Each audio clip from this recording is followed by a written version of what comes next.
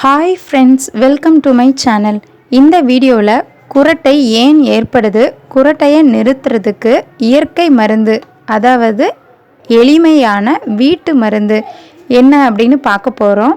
First குரட்டை உண்டாக காரணம் என்ன அப்படின்னு பார்த்தோம்னா, இந்த ரெஸ்பிரேட்டரி பேசேஜ், அதாவது சுவாச பாதையில் இருக்கிற மென்மையான திசுக்கள் வீக்கமாக இருக்கும். அதனால் இந்த இன்ஃப்ளமேஷன் வழியாக நம்ம சுவாசிக்கும் போது காற்று உள்ளே போகும்போது வைப்ரேஷன் ஏற்படுது. அதனால தான் குரட்டை ஏற்படுது.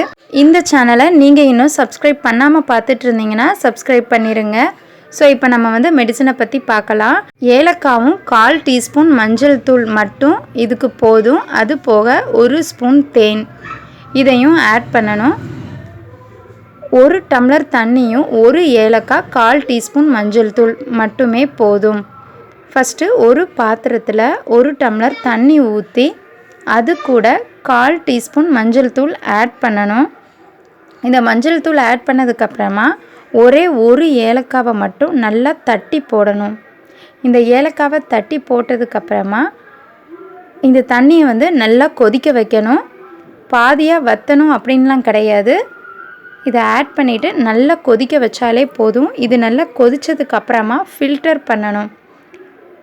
இதை ஃபில்டர் பண்ணிவிட்டு வெதுவெதுப்பாக இருக்கும்போதே அதில் 1 டீஸ்பூன் தேன் கலந்து குடிக்கணும். இதை குடிக்கிறதுனால சுவாச பாதையில் இருக்கிற மென் திசுக்கள் வீக்கம் குறைஞ்சி குரட்டையை நிறுத்திடலாம்.